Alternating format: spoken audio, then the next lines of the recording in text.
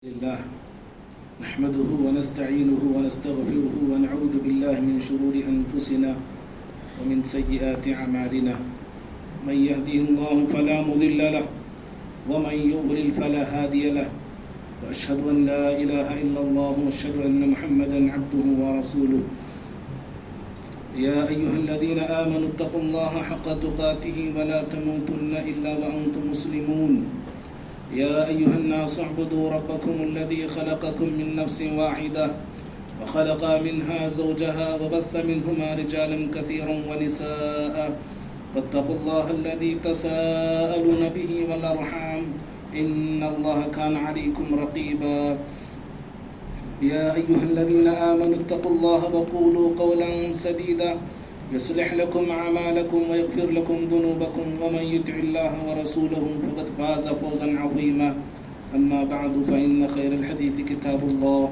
وخير الهدي هدي محمد صلى الله عليه وسلم وشر الأمور محدثاتها وكل محدثة بدعة وكل بدعة ضلالة وكل ضلالة في النار أعوذ بالله من الشيطان الرجيم بسم الله الرحمن الرحيم فمن الناس من يقول ربنا آتنا في الدنيا وما له في الآخرة من خلاق ومنهم من يقول ربنا آتنا في الدنيا حسنة وفي الآخرة حسنة وقنا عذاب النار.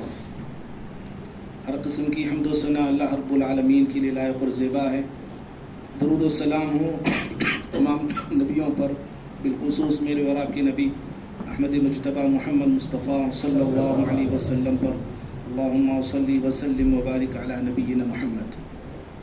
محترم حضرات، ابھی خطبے میں سننا کے بعد میں نے آپ کے سامنے سورہ بقرہ سورہ نمبر 2 کی آیت نمبر 200 کا کچھ حصہ اور آیت نمبر 201 پڑھا ہوں. اللہ رب العالمین ان دو آیتوں میں دو طرح کے لوگوں کی دو دعائیں بیان فرمایا ہے. اللہ تعالیٰ نے فرمایا فَمِنَ النَّاسِ مَن يَقُولُ رَبَّنَا آتِنَا فِي الدُّنْيَا.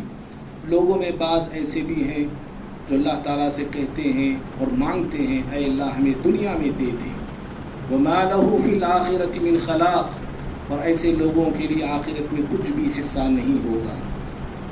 وَمِنَ النَّاسِ مَن يَقُولُ. اور بعض انسان ایسے ہیں، انہی میں سے ایسے بھی اللہ کے بندے ہیں جو اس طرح اللہ تعالیٰ سے دعا کرتے ہوئے کہتے ہیں ربنا آتنا فی الدنیا حسنہ. اے اللہ ہمیں دنیا میں بھلائی عطا فرما، وفی الآخرۃ حسنہ اور آخرت میں بھلائی عطا فرما، وقنا عذاب النار اور ہمیں آگ کے عذاب سے بچا لے. اور آپ ان دو آیتوں میں پہلی آیت میں اللہ رب العالمین ان لوگوں کا ذکر فرمایا ہے جو لوگ طالب دنیا ہیں، عاشق دنیا ہیں، دنیا طلب کرنے والے لوگ ہیں. ان کی نظر صرف دنیا پہ ہوتی ہے، ان کی فکر صرف دنیا کے لیے ہوتی ہے اور بس وہ دنیا چاہتے ہیں اور ان کی نگاہیں دنیا ہی کو دیکھتی ہیں. اور دوسرے وہ لوگ ہیں جو صرف دنیا مانگا نہیں کرتے بلکہ دنیا کے ساتھ آخرت طلب کرتے ہیں، جنت طلب کرتے ہیں اور ان کی محنتیں، ان کی کوششیں محض دنیا کے لیے نہیں بلکہ آخرت کے لیے بھی ہوا کرتی ہیں.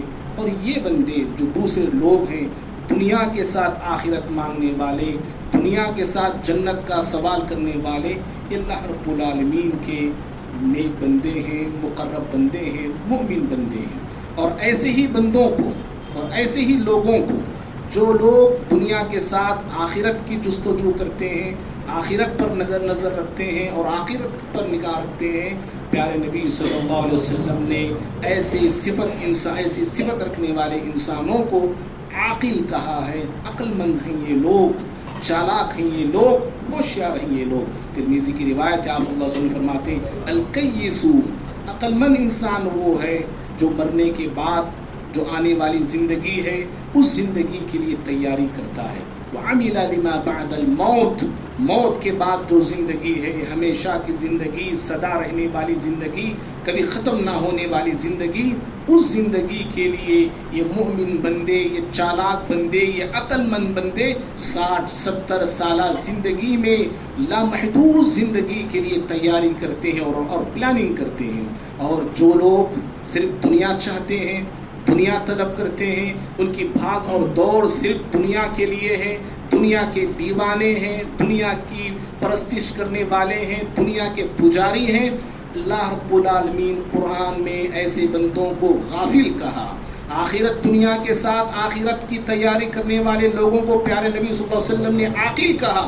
اور اللہ رب العالمین جو صرف دنیا کے لیے مر مٹنے والے لوگ ہیں ان کو غافل کہا. اللہ نے کہا سورہ یونس میں سورہ نمبر 10 آیت نمبر 7 میں ان الذين لا يرجون لقاءنا ورضوا بالحياة الدنيا واطمأنوا بها والذين هم بآياتنا غافلون.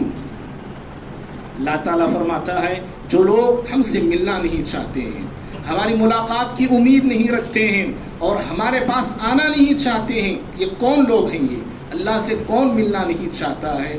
اللہ سے ملاقات کرنا کون نہیں چاہتا ہے؟ لیکن اللہ رب العالمین ان بندوں کے تعلق سے فرما رہا ہے جو بندے اللہ کے پاس جانا نہیں چاہتے ہیں، اللہ سے ملنا نہیں چاہتے ہیں، اللہ سے ملاقات کی آرزو نہیں رکھتے ہیں، یہ کون لوگ ہیں؟ اللہ نے فرمایا یہ وہ لوگ ہیں رضوا بالحیات الدنیا، دنیاوی زندگی پہ راضی ہیں، دنیاوی زندگی پہ خوش ہیں، واطمأنوا بها، اور دنیاوی زندگی پہ مطمئن ہو چکے ہیں. بس دنیا چاہیے، بس دنیا میں رہنا انہیں چاہیے، دنیا چھوڑنا انہیں پسند نہیں اور دنیا سے جانا انہیں گوارا نہیں ہے. یہ وہ لوگ ہیں جو دنیا چھوڑ کے اللہ تعالیٰ سے ملاقات کرنا نہیں چاہتے ہیں. والذین هم بآیاتنا غافلون، یہی وہ لوگ ہیں جو اللہ رب العالمین کی آیتوں سے، نشانیوں سے، باتوں سے غافل ہیں. یہ غافل بندوں کی نشانی ہے اور یہ اس قدر غافل ہیں کہ ان کی کوششیں، ان کی کاوشیں، ان کی محنتیں صرف دنیا اور دنیا کی دولت کے لیے، دنیا کی رنگینیوں کے لیے ہوا کرتی ہے. انہیں دنیا چاہیے بس. یہ ایسے غافل ہیں، موت سے غافل، مرنے کے بعد کی زندگی سے غافل، آخرت کے مراحل سے غافل، اور بس انہیں نظر آتی ہے تو دنیا نظر آتی ہے، دنیا کی چمک دمک نظر آتی ہے. میرے بھائیوں، جیسے کافروں کے تعلق سے اللہ نے یہ بات بیان فرمائی ہے، اگر ہم غور کرتے ہیں، میں آپ ہر انسان اپنے آپ کا جائزہ لیتے ہیں، اللہ معاف کرے یہ عادتیں، یہ اوصاف، یہ فطرتیں، یہ سوچ، یہ سمجھ دنیا کے تعلق سے جو کافر کی ہے، اللہ معاف کرے یہ عادتیں میرے آپ میں، ہم سب کے اندر آ چکی ہیں. میں آپ آج صرف دنیا کے لیے کوششیں کرنے والے ہیں، میں آپ صرف دنیا کے لیے بھاگ دوڑ کرنے والے ہیں. میرا آپ کا مقصد صرف یہی بنا ہوا ہے اور یہی بنا چکے ہیں، بس مجھے دنیا چاہیے، دنیا میں مقام چاہیے، دنیا میں مکان چاہیے، دنیا میں پوزیشن چاہیے، دنیا میں ریزرویشن چاہیے، دنیا میں عہدہ چاہیے، منصب چاہیے، کرسی چاہیے، تخت چاہیے. بس میری آپ کی دن رات کی کوششیں، کاوشیں، سوچ دنیا سے آگے نہیں بڑھتی ہے. میرا آپ کا پلان دن اور رات یہی ہوتا ہے، آج کتنا کمایا ہوں میں، کل مجھے کتنا کمانا ہے. آج ایک مکان ہے میرے پاس، آگے چل کے مجھے اور 2-3 مکان بنانے ہیں، اور مجھے پراپرٹی پیدا کرنا ہے، اور جائیداد مجھے دنیا سے بنا کے جانا ہے. اور اس کے لیے، دنیا بنانے کے لیے، پراپرٹی بنانے کے لیے نہ انسان حلال کی تمیز کرتا ہے، نہ حرام کی تمیز کرتا ہے. مال جہاں سے بھی آئے قبول ہے، وہ جائز ناجائز انسان دیکھا نہیں کرتا ہے. غیر کرتے ہیں تو کریں، کافر کرتا ہے تو کریں. اللہ کے نبی صلی اللہ علیہ وسلم کی حدیث ہے صحیح مسلم کی، پیارے نبی صلی اللہ علیہ وسلم فرماتے ہیں دنیا سجن للمؤمن و جنت الکافر. یہ دنیا مومن کے لیے قید خانہ ہے، یہ دنیا مومن کے لیے قید خانہ ہے، جیل خانہ ہے، اور کافر کے لیے یہی جنت ہے، کافر کے لیے یہی سرگ ہے. وہ کرتے ہیں الگ بات ہے، لیکن ہم مسلمان ہو کے کرتے ہیں، ہم مسلمان ہو کے یہ عادتیں اپناتے ہیں. دنیا بنانے کے لیے ڈاکہ ڈالا جاتا ہے، دنیا بنانے کے لیے دوسروں کو ٹوپی پہنائی جاتی ہے، دنیا بنانے کے لیے دوسروں کے ساتھ فراڈ کیا جاتا ہے اور دوسروں کو دھوکہ دیا جاتا ہے، اور میں آپ یہ سمجھ رکھے ہیں یہی دنیا اصل ہے۔ نہیں میرے بھائی، یہ دنیا فانی ہے، یہ دنیا کو فنا ہے، ہم سب کو فنا ہونا ہے۔ ہمارا مقصد دنیا کے لیے نہیں ہے، میرا آپ کا وجود دنیا کے لیے نہیں ہے، اور ہم ایسے بھی جیتے ہیں۔ بعض لوگوں کو میں آپ دیکھتے ہیں یا ہم میں سے ہمارے اندر بھی عادت ہو سکتی ہے، ہر وقت ہم موبائل میں ایسے مبتلا ہوتے ہیں، ایسے ملوث ہوتے ہیں، ایسا لگتا ہے کہ موبائل ہمارے لیے نہیں بنا بلکہ ہم موبائل کے لیے بنے ہوئے ہیں۔ میرا آپ کا مقصد دیکھ کر یوں لگتا ہے کہ شاید دن اور رات کے 24 گھنٹوں میں 20 گھنٹے میں اور آپ موبائل کے پیچھے گزار دیتے ہیں، موبائل میں لگا دیتے ہیں، انگلیاں کرتے رہتے، انگلیاں میں درد آ جاتا ہے، اتنا موبائل میں اور آپ بزی ہیں۔ کھاتے وقت موبائل مجھے چاہیے، سوتے وقت مجھے موبائل چاہیے، عبادت کے وقت بھی میرا خیال موبائل میں ہوتا ہے، نماز سے پہلے موبائل میں ضرور ہم انگلیاں کرتے رہتے ہیں، نماز کیا ہو گئی، سلام کیا پھیرے، اللہ اکبر بعد میں، استغفر اللہ سب بعد میں، پہلے موبائل پہ میری آپ کی نظر ہوتی ہے۔ اس قدر میں اور آپ دنیاوی چیزوں میں منہمک اور دنیاوی چیزوں میں ڈوب چکے ہیں۔ اللہ کے بندو، میرا آپ کا مقصد کیا ہے؟ موبائل کے لیے میں اور آپ دنیا میں آئے؟ میرا آپ کا مقصد کیا ہے؟ اس دنیا کے لیے، فنا ہونے والی دنیا کے لیے اللہ نے مجھے آپ کو پیدا کیا ہے؟ اگر مقصد جاننا چاہتے ہو، یاد رکھو، اللہ رب العالمین کے کلام کے سوا، اللہ رب العالمین کے قرآن کے سوا یہ مقصد آپ کو دنیا کی بڑی سے بڑی لائبریری کی کتابوں میں بھی نہیں ملے گا، اور دنیا کا بڑے سے بڑا عقل مند آپ کو یہ نہیں بتائے گا کہ انسان دنیا میں کیوں آیا ہے۔ ہاں، یہ انسان بتائے گا ہمیں پیدا کرنے والا کون ہے، پیدا کیوں کیا گیا ہے انسان کے پاس یہ جواب آج موجود نہیں ہے۔ اللہ کا قرآن اعلان کرتا ہے اور دنیا میں انسان کیوں آیا ہے اس مقصد کو بتاتا ہے۔ اللہ نے کہا سورہ زاریات نمبر 50 پر 1 آیت نمبر 50 پر 6 میں، وَمَا خَلَقْتُ الْجِنَّ وَالْإِنسَ إِلَّا لِيَعْبُدُونَ، اللہ نے کہا میں نے جن اور انس کو اپنی عبادت کے لیے پیدا کیا ہے۔ میری آپ کی زندگی کا مقصد صرف اور صرف اللہ رب العالمین کی عبادت ہے، اور اللہ ہی کی عبادت ہے، اللہ کی بھی عبادت نہیں۔ پھر یہ غلط فہمی میں نہیں رہنا، اللہ کی بھی عبادت، بڑوں کی بھی عبادت، اللہ کے سامنے بھی جھکیں گے، بڑوں کے سامنے بھی جھکیں گے، نہیں۔ ایاک نعبد و ایاک نستعین میں ہم بار بار ہر نماز میں اقرار کرتے ہیں، اعلان کرتے ہیں، اعتراف کرتے ہیں، پروردگارا ہم تیری ہی عبادت کرتے ہیں اور تجھ ہی سے ہم مدد طلب کرتے ہیں۔ میری آپ کی زندگی کا یہ مقصد ہے، میں آپ دنیا میں اللہ تعالیٰ کی عبادت کے لیے پیدا ہوئے ہیں، اور عبادت کا معنی یہ مت سمجھ لینا نماز پڑھ لینا عبادت ہے، روزہ رکھ لینا عبادت ہے، حج کر لینا عبادت ہے۔ ہاں یہ عبادتیں ہیں، لیکن عبادت کا معنی اور مفہوم بہت وسیع ہے، بہت کشادہ ہے۔ ہر وہ کام، ہر وہ عمل، ہر وہ قول، ہر وہ فعل، باطن کا ہو ظاہر کا ہو، اللہ رب العالمین کی خوشنودی کے لیے کرنا اور اللہ رب العالمین کی رضامندی کے لیے کرنا، یہ عبادت ہے۔ یہ اور میرے بھائی یہ مقصد اللہ کی بندگی کا مقصد، اللہ رب العالمین کی عبادت کا مقصد، یہ وہ مقصد ہے۔ میں آپ دنیا میں آنے سے پہلے اللہ رب العالمین نے اس مقصد کو مجھے آپ کو سمجھا دیا ہے۔ ہم عالم ارواح میں تھے، ہم عالم ارواح میں تھے، ابھی دنیا میں انسان آیا نہیں۔ آدم علیہ السلام کی پیٹ سے قیامت تک پیدا ہونے والے تمام انسانوں کو اللہ نے نکالا، اور اللہ نے یہ وعدہ لیا، اللہ رب العالمین نے اقرار دیا، کہا الست بربکم، اے بتاؤ میرے بندو، کیا میں تمہارا رب نہیں ہوں؟ کیا میں تمہارا خالق، مالک، معبود نہیں ہوں؟ دنیا میں جانے کے بعد میری عبادت کرو گے کہ نہیں؟ اور میں نے، آپ نے، ہر انسان نے یہ جواب دیا تھا، بلا پروردگارا ہم اقرار کرتے ہیں، اعلان کرتے ہیں، تو ہی ہمارا معبود ہے، تو ہی ہمارا رب ہے، اور تو ہی ہمارا خالق اور مالک ہے۔ اور اللہ رب العالمین نے اس وقت کہا تھا، اے میرے بندو یہ وعدہ میں اس لیے لے رہا ہوں، دنیا میں جانے کے بعد کہیں تم اس وعدے کو بھول نہ جانا۔ اور کہیں تم اس وعدے سے بے وفائی نہ کرنا. لیکن ہم دنیا میں آنے کے بعد اس وعدے کو بھول گئے اور اللہ رب العالمین نے اس وعدے کو یاد دلانے کے لیے نبیوں کو رسولوں کو بھیجتا رہا اور کتابوں کو نازل کرتا رہا. اور ان نبیوں میں آخری نبی پیارے نبی صلی اللہ علیہ وسلم اور ان کتابوں میں آخری کتاب قرآن مجید ہے جو اسی مقصد کے لیے اتارے گئے اور اسی مقصد کے لیے آئے تھے. اور میرے بھائیوں اللہ رب العالمین کی عبادت یہ سب سے پہلا مقصد ہے. انسان کے دنیا میں آنے کا سب سے پہلا اور عظیم مقصد یہی ہے.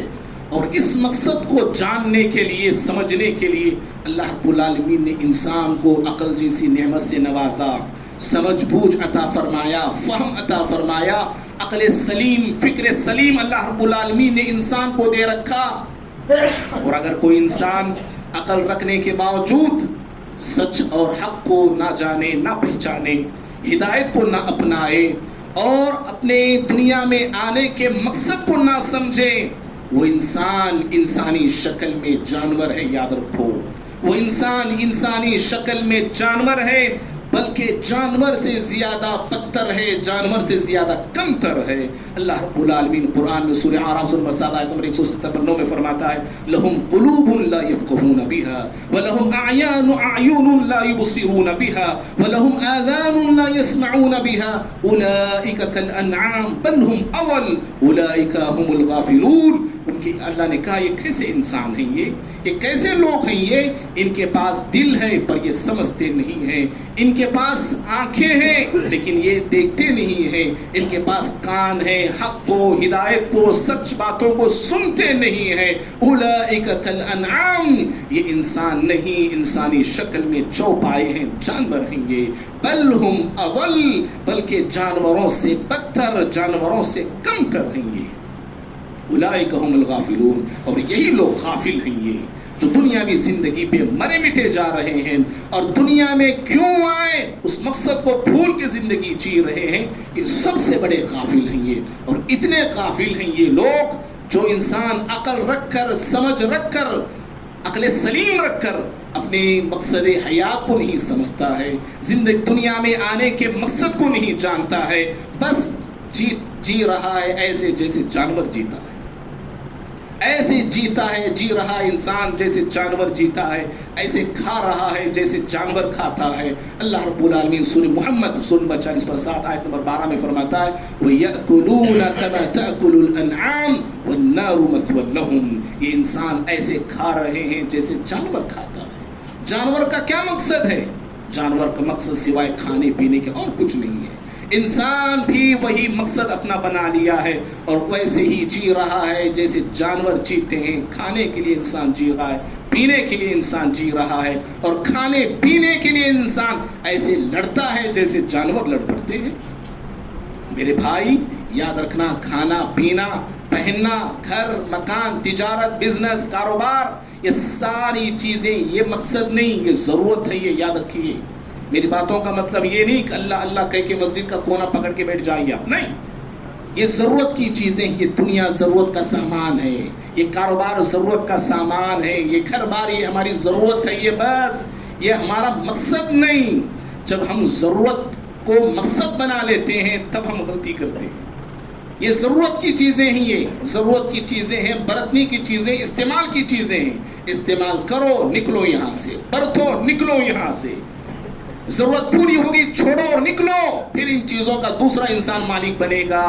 لیکن ہم ان ضرورت کی چیزوں کو مقصد بنا لیں زندگی کا, ٹارگٹ بنا لیں زندگی کا, پھر یہی انسان سے بھول ہوتی ہے اور یہی انسان غلطی کرتا ہے. اسی لیے اللہ نے فرمایا یہ لوگ مقصد کو بھول گئے اور ضرورت کی چیزوں کو اپنی زندگی کا مقصد بنا لیا اور ایسے جی رہے ہیں اور ایسے کھا رہے ہیں جیسے جانور جیتا اور کھاتا ہے. معزز بھائیوں, پیارے نبی صلی اللہ علیہ وسلم اپنی پوری زندگی ایک مقصد کے تحت آپ نے گزاری, اور آپ کا مقصد کیا تھا ہم سب جانتے ہیں. اللہ رب العالمین کی عبادت, انسانوں کی ہدایت, انسانوں کی تربیت کرنا. آپ اپنی ساری زندگی اسی مقصد کے پیچھے لگا دیے. آپ کی عبادت کا عالم کیا ہوتا تھا ہم میں سے ہر شخص جانتا ہے. آپ کس طرح سے اللہ رب العالمین کی بندگی کیا کرتے تھے ہم میں سے کون نہیں جانتا ہے، اور انسانیت کی تربیت اور ہدایت کے لیے آپ کیسے فکر مند ہوتے تھے ہم میں سے کون نہیں جانتا ہے۔ ہر شخص جانتا ہے پیارے نبی صلی اللہ علیہ وسلم انسانیت کی ہدایت کے لیے ہمہ دن اور رات کوشاں رہتے تھے اور دعائیں کیا کرتے تھے۔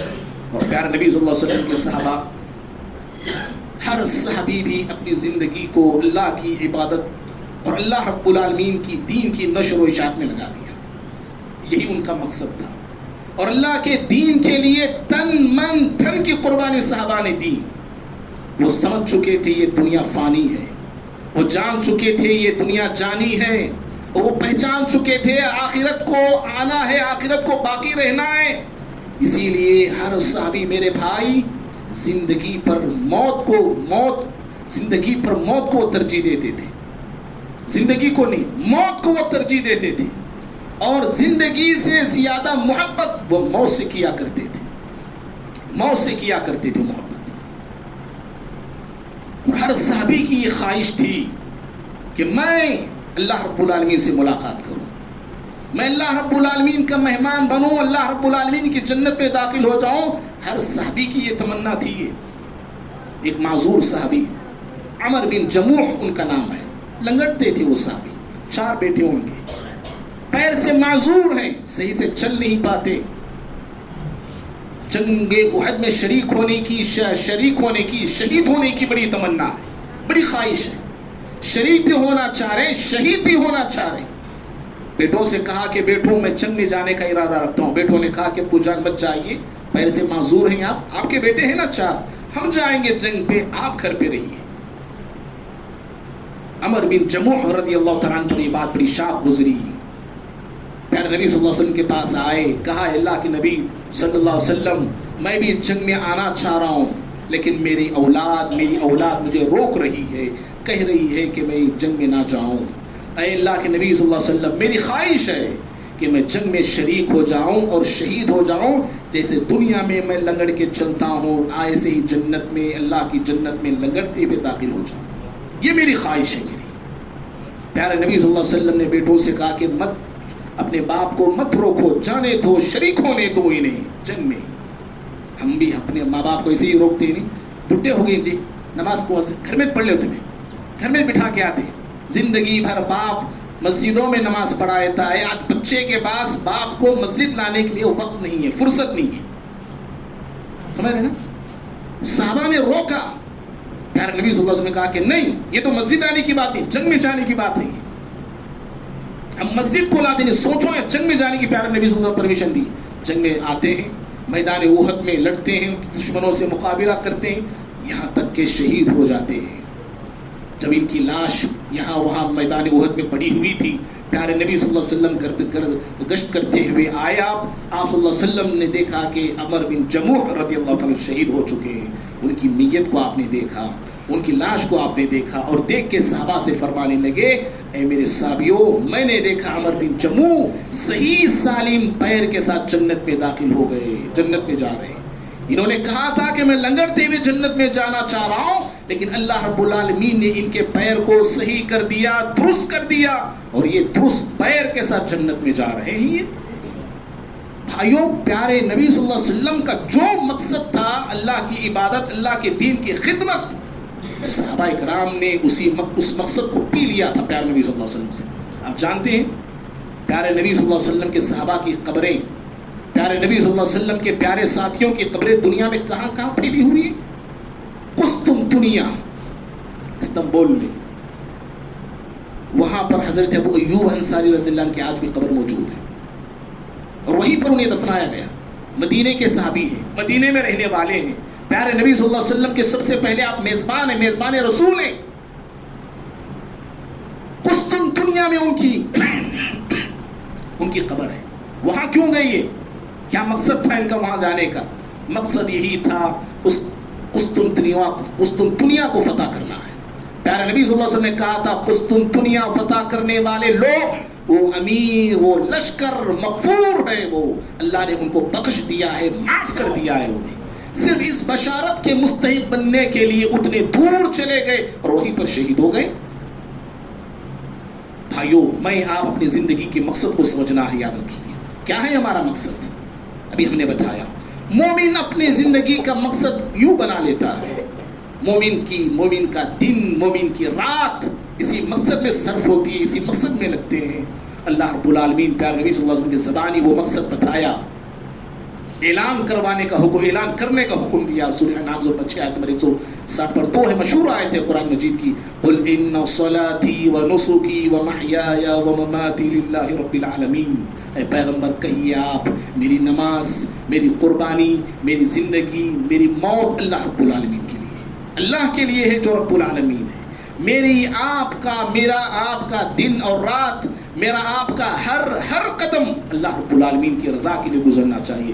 دن گزارو اللہ کی عبادت میں گزارو، رات گزارو اللہ کی رضا مندی میں گزارو. ہر کام زندگی کا میں اور آپ اسی مقصد کے خاطر کرنا چاہیے کہ میرا رب راضی ہو جائے. دنیا والے راضی ہوں نہ ہوں، دنیا والے خوش ہوں نہ ہوں، میرا رب مجھ سے خوش ہو جائے، میرا رب مجھ سے راضی ہو جائے.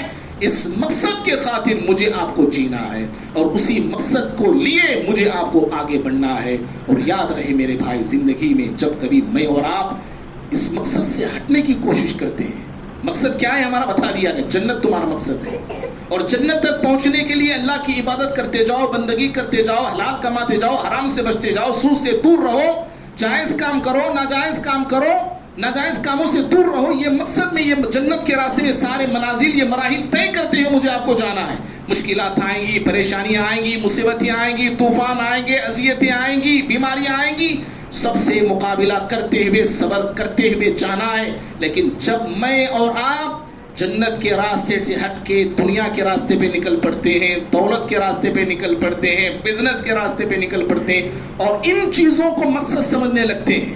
کمانا غلط نہیں، ہم نے بتایا، بار بار بتایا ہم نے، کمانا غلط نہیں، دنیا بنانا غلط نہیں، لیکن دنیا کو جب میں اور آپ مقصد بنا لیتے ہیں، دولت کو میں اور آپ مقصد بنا لیتے ہیں، تجارت کو میں اور آپ مقصد بنا لیتے ہیں، کاروبار کو میں اور آپ مقصد بنا لیتے ہیں، جب یہ سوچ میری آپ کی بنتی ہے، اللہ رب العالمین پھر ہمارے بہتے قدموں کو، پھسلتے قدموں کو صحیح راستے پہ لانے کے لیے اللہ رب العالمین مصیبتوں میں، پریشانیوں میں، بیماریوں میں، تکلیفوں میں، سختیوں میں مبتلا کر دیتا ہے، اور کبھی ظالموں کو ہم پہ مسلط کر دیتا ہے تاکہ ہم اپنے مقصد کو جانیں اور پہچانیں. ہم غلطی کر رہے ہیں، ہم غلط رخ پہ جا رہے ہیں، ہم غلط راستے پہ ہم چل پڑے ہیں. اللہ رب العالمین مجھے آپ کو صحیح راستے پہ لانے کے لیے مصیبتوں سے دوچار کر دیتا ہے. سورہ سجدہ 39 پر 2 آیت نمبر 20 پر 1 میں اللہ فرماتا ہے وَلَنُذِيقَنَّهُم مِّنَ الْعَذَابِ الْأَدْنَىٰ دُونَ الْعَذَابِ الْأَكْبَرِ لَعَلَّهُمْ يَرْجِعُونَ. ہم بڑے عذاب سے پہلے انسانوں کو چھوٹے چھوٹے عذابات میں مبتلا کرتے ہیں، مزہ چکاتے. کیوں؟ بڑا عذاب دینے سے پہلے، بڑے عذابات میں مبتلا کرنے سے پہلے چھوٹے عذابات میں ہم مبتلا کرتے ہیں. اللہ فرماتا ہے کیوں مبتلا کرتے ہیں؟ لعلہم یرجعون، تاکہ یہ بندے لوٹ آئیں اللہ کی طرف، تاکہ یہ بندے پلٹ آئیں اللہ کی طرف. جو ان کے قدم بہک چکے ہیں، پھٹک چکے ہیں، وہ اپنے قدموں کا صحیح سمت مقرر کر لیں اور جنت کی طرف رواں دواں ہو جائے، آخرت کو پانے والے بن جائیں. اور میرے بھائیوں یاد رہے یہ دنیا فانی ہے، یہ دنیا جانی ہے. یہ حضرت علی بن ابی طالب رضی اللہ عنہ کہا کرتے تھے ارتحلت الدنیا مدبرہ، لوگوں یہ دنیا جا رہی ہے، یہ منہ پھیر کے جا رہی ہے. یہ وارتحلت الآخرۃ مقبلہ، اور یہ آخرت تمہارے سامنے آ رہی ہے، دیکھو. اور دنیا میں 2 طرح کے لوگ ہیں. علی بن ابی طالب کہا کرتے تھے رضی اللہ تعالیٰ عنہ، دنیا کو چاہنے والے بھی، آخرت کو چاہنے والے بھی. کہا کہ اے مسلمانوں، تم دنیا سے محبت کرنے والے مت بننا، بلکہ آخرت سے محبت کرنے والے بننا. اور میرے بھائی جب کبھی مجھے آپ کو دنیا اپنی فریب میں لیتی ہو، اپنے جال میں پھنسانے کی کوشش کرتی ہو، یاد رکھو اللہ کا فرمان زندگی تمام یاد رکھنا. سورہ آل عمران میں، سورہ حدید میں اللہ نے فرمایا وَمَا الْحَيَاةُ الدُّنْيَا إِلَّا مَتَاعُ الْغُرُورِ. یہ دنیا یہ دھوکے کا سامان ہے. یہ دنیا کی زندگی یہ محض دھوکے کے سوا کچھ نہیں، یہ دھوکے کی جگہ ہے. بڑے بڑے لوگ اس سے دھوکا کھا گئے، جنہوں نے کہا کہ دنیا میری ہے. دنیا نے کبھی نہیں کہا کہ وہ میرا ہے. جس نے یہ کہا کہ دنیا میری مٹھی میں ہے، ایسے کہنے والے لوگ مٹی میں چلے گئے ہیں، دفن ہو چکے ہیں۔ یہ دنیا دھوکے کا سامان ہے، اور اس کو سمجھنا ہو تو مثال کے ذریعے ایسے بھی سمجھ سکتے ہیں۔ 70-80 سالہ ایک بوڑھی عورت ہے، بیوٹی پارلر میں لے گئے اس کو بنا کے سجا کے سوار کے اس کو لے آتے ہیں۔ کافر اس بوڑھی عورت کی سجاوٹ کو دیکھ کر، بناوٹ کو دیکھ کر سمجھتا ہے کہ اینگ عورت ہے، اینگ ہے، یہ 30 سال کی 35 ایئر کی لگ رہی ہے۔ لیکن مومنانہ سوچ یہ ہوتی ہے، مومن اس انداز سے سوچتا ہے نہیں، یہ ینگ نہیں، یہ صرف یہ دھوکہ ہے، یہ سجاوٹ ہے، یہ بناوٹ ہے یہ، لیکن اس سجاوٹ کے پیچھے بوڑھاپا ہے، اس سجاوٹ کے پیچھے بوڑھاپا ہے، یہ مجھے دھوکہ دے رہی ہے۔ یہ بوڑھی عورت سجا کر میرے سامنے آ کے کھڑی ہوئی ہے۔ یہ دنیا بھی ایسی ہی ہے، بڑی رنگین نظر آتی ہے، بڑی خوشنما نظر آتی ہے، اس کی رنگینیاں مجھے آپ کو اپنی طرف کھینچتی رہتی ہے، لیکن ہمیں سمجھنا ہے کہ اس خوشنما کے پیچھے دھوکے کا سامان موجود ہے۔ یہ دنیا دھوکہ دے دیتی ہے، اور جب کبھی میرے بھائی دنیا میں دل لگنے کے ایسے امکانات نظر آ رہے ہوں، ایسا لگے کہ میں دنیا میں مبتلا ہو گیا ہوں، میں دنیا مجھ پر غالب آ رہی ہے، پیارے نبی صلی اللہ علیہ وسلم کا فرمان ہمیشہ یاد رکھنا، بخاری کی روایت ہے، خندق کا گڑھا صحابہ کھود رہے ہیں، پیارے نبی صلی اللہ علیہ وسلم بھی کھود رہے تھے، سعد بن سعد رضی اللہ عنہ کہتے ہیں، اور صحابہ کہتے ہیں کہ ہم مٹی اٹھا کے لے جا رہے تھے، اور اس وقت پیارے نبی صلی اللہ علیہ وسلم ہمارے پاس سے گزرتے اور کہتے اللہم لا عیش الا عیش الاخرہ، اللہم لا عیش الا عیش الاخرہ، پروردگارا اصل زندگی تو آخرت کی زندگی ہے، اصل زندگی تو آخرت کی زندگی ہے، اصل مزہ تو پروردگارہ آخرت کا مزہ ہے۔ یہ دنیا کے میں مزے نہیں ملیں گے مجھے آپ کو، یہ دنیا میں کبھی انسان چین سے بیٹھ نہیں سکتا، چین سے رہ نہیں سکتا، چین اور سکون کی جگہ تو آخرت ہے میرے بھائی۔ جب کبھی دنیا مجھے آپ کو کھینچے، یاد رکھو فرمان رسول کو یاد رکھ لینا، اور میرے بھائی قناعت والا دل اپنائیے، قناعت والا دل بنائیے، جو ملا جتنا ملا قانع ہو جائیے، کہیے پروردگارہ تیری نعمتوں پہ قانع ہوں میں، پروردگارہ جتنا دیا، جو دیا، جیسے دیا، پروردگار روکی سوکی روٹی ہی کیوں نہ ہو، اے اللہ میں تیرا اس پہ شکر گزار ہوں۔ یاد رکھو جب انسان اپنے ارمانوں کو کم کرتا ہے، ایسے انسان کو دنیا دھوکہ دے نہیں سکتی، اور جو انسان اپنے ارمانوں کو زیادہ کر لیتا ہے، ایسا انسان دنیا کے جال میں پھنس کے چلا جاتا ہے۔ پیارے نبی صلی اللہ علیہ وسلم دعا کرتے ہوئے کہتے تھے اللہم ارزق آل محمد قوتا، پروردگارہ محمد کے گھرانے کو اتنی روزی دینا کہ وہ زندہ رہ سکے، اتنی روزی دینا کہ وہ زندہ رہ سکے۔ میرے بھائی قانع بنیے، بڑے لوگوں کو مت دیکھیے، بلڈنگ والوں کو مت دیکھیے، عہدے والوں کو مت دیکھیے، بڑی بڑی کاروں میں گھومنے والوں کو مت دیکھیے، تخت پر بیٹھے ہوئے سیاست میں لٹکے ہوئے لوگوں کو مت دیکھیے۔ اللہ رب العالمین نے جس حال میں رکھا، جس مقام میں رکھا، کہیے پروردگارہ ہم تیرے کو شکر گزار ہیں، جیسے بھی رکھا اللہ تو بہتر جانتا ہے، ہم اس لائق ہیں، اس قابل ہیں، اے اللہ دوسروں سے تو ہم کو اچھی حالت میں رکھا۔ سڑکوں پہ گرے ہوئے لوگوں کو دیکھیے، ہاتھ آکے پھیلانے والے لوگوں کو دیکھیے، اللہ رب العالمین ایسی بھی سچویشن سے مجھے آپ کو بچا کے رکھا ہے۔ بہرحال بھائیوں، یہ دنیا بڑی دل فریب ہے، مجھے آپ کو دھوکہ دیتی ہے۔ علی بن ابی طالب نے یہی کہا تھا کہ لوگوں دنیا چاہنے والے نہ بنو بلکہ آخرت چاہنے والے بنو، اور ہر وقت اپنے آپ کا محاسبہ کرتے رہیے۔ اقترب للناس حسابهم وهم في غفلة معرضون، اکثر انسان ہر دور میں غفلت کی نیند سوتے آئے ہیں، غفلت کی نیند سوتے آئے ہیں۔ اللہ فرماتا ہے انسانوں کے حساب کا وقت قریب ہے، اور یہ انسان ہے کہ غفلت کی نیند سو رہا ہے، غفلت میں پڑا ہوا ہے اور منہ موڑے جا رہا ہے۔ غفلت بھی دیکھو، غفلت بہت بڑا گناہ ہے، بہت بڑی بیماری ہے، اور بہت خطرناک یہ انسان کا مسئلہ ہے۔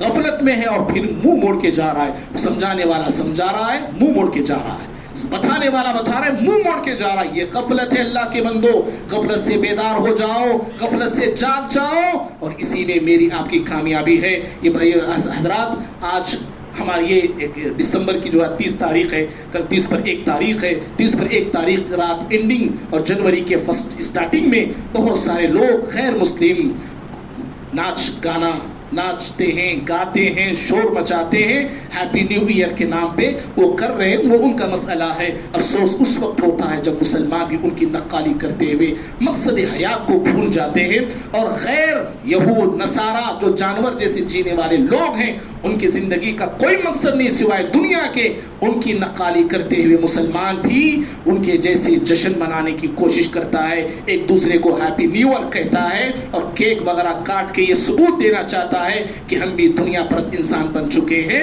حالانکہ یہ جشن منانے کا، خوشی منانے کا موقع نہیں، یہ محاسبہ کرنے کا موقع ہے، اپنے آپ کا جائزہ لینے کا موقع ہے۔ ایک سال ہماری زندگی کا گزر چکا، کم ہو چکا، اور میں اور آپ اپنی موت سے ایک سال قریب ہو چکے ہیں۔ اپنے آپ کا جائزہ ہم سب کو لینا ہے۔ اللہ رب العالمین سے دعا ہے اللہ تعالیٰ مجھے، آپ کو، ہم سبھی کو، ہم تمام کو اپنی زندگی کے مقصد کو سمجھنے کی توفیق عطا فرمائے، اور جو مقصد اللہ رب العالمین نے مجھے آپ کو دیا ہے اس مقصد میں پورے اترنے والے مسلمان اور مومن اللہ ہم تمام کو بنائے۔ اللہ رب العالمین ہم تمام کے گناہوں کو، خطاؤں کو معاف فرمائے، اور جہاں کہیں ہم سے لغزشیں ہو رہی ہیں، کوتاہیاں ہو رہی ہیں، اللہ تعالی ہم تمام کو اپنی آپ کی اصلاح کرنے کی توفیق عطا فرمائے۔ اللہ رب العالمین ہم سب کو اپنی آخرت کی تیاری کرنے والے بنائے، دنیا کے فتنوں سے، مال کے فتنوں سے، دولت کے فتنوں سے، جتنے فتنے دنیا میں پھیلے ہوئے ہیں ہر فتنے سے ہمیں ہوشیار رہنے، متربع رہنے اور بچے رہنے کی توفیق عطا فرمائے۔